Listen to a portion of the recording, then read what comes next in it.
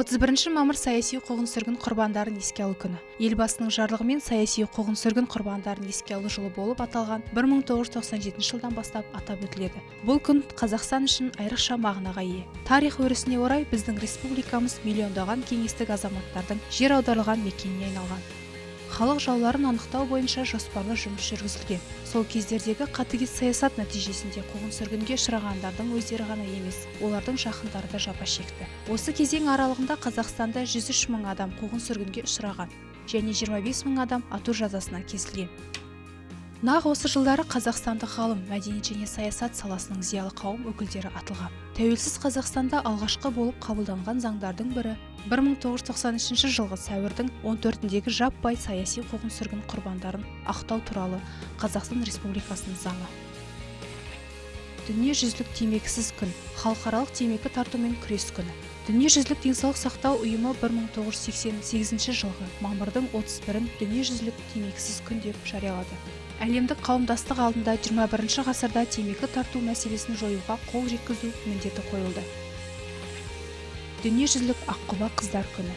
Көптеген анекдот кейіпкерлері, шаштараз өнері мен тоттық сутегінің тұтқындары, гламур әлемнің бейкүнә құрбандары, солярий мен силикон әміршілері, нағыз джентльмендердің сүйіктілері және әйелдің жоғарғы логикасының иелері.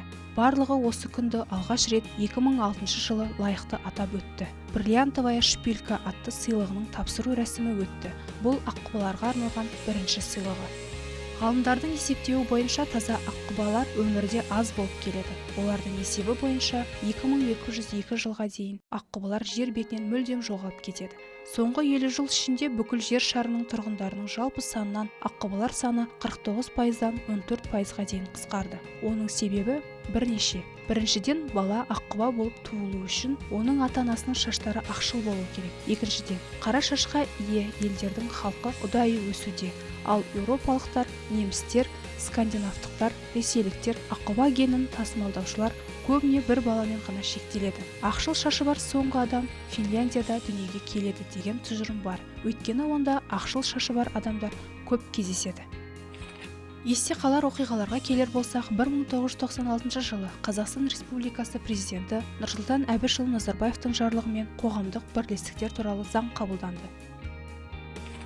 2002 жылы Қазақстан Республикасы президенті Нұрсұлтан Назарбаев саяси қуғын-сүргін құрбандарына арналған ескерткішті ашты. Ескерткіш 20 ғасырдың 30 жылдарында тұтқындарды жаппай ату орны болған Жаңа Жол елді мекенде орнатылған.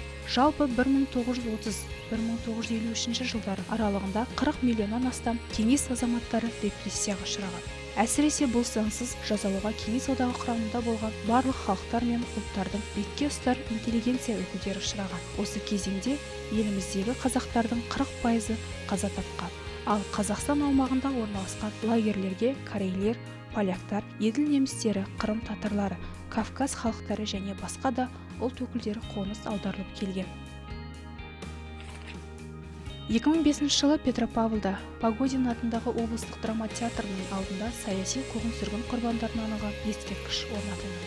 2007 жылы елбасы Нұрсұлтан Назарбаев Ақмола облысы Целиноград ауданы Ақмола ауылында орналасқан саяси қуғын-сүргін құрбандарына арналған Алжир мемориалдық мұражай кешенінің ашылу рәсіміне қатысты.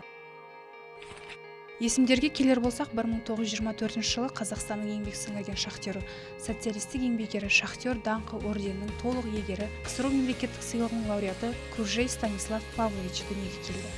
Қарағанды көмір телімі терісінің телім бастығы, шахтаның таукен шебері, Северный телімі бас инженерінің орынбасары, Ертіс көмір телімі дирекциясының бастығы, Богатырь телімінің бастығы қызметтерін атқарған. 1988 жылы зейнет демалысына шыққан. Қазақ КСР жоғарғы кеңесінің 11-ші шақырылымына депутат болып сайланған. 2 мәрте Ленин, еңбек қызыл ту, 2-ші дәрежелі достық ордендермен, медальдермен марапатталған. 1805 жылы итальяндық композитор Уни Цезарь дүниеге келді. Италияда туған, Генуядағы музыкалық мектепті бітірген. Өзінің композиторлық қызметін опера жазудан бастаған. Композитордың опералары Италиядан басқа Лондонда, Венада, Берлинде орындалған. 1820 жылдың аяғында танымал балериналар Гризиға, Эльснерге арнап балет жазған. Эсмеральда Катарина дочь разбойника, Мраморная невеста, Скрипка дьявола, Наяда и рыбак атты танымал балеттердің авторы. 1850 жылы Пунин Петерборға көшіп келіп, бұл жерде 35 балет жазған. Олардың ішінде Дочь фараона, Ершевтің ертегісі бойынша Царь девица және тағы басқалар бар.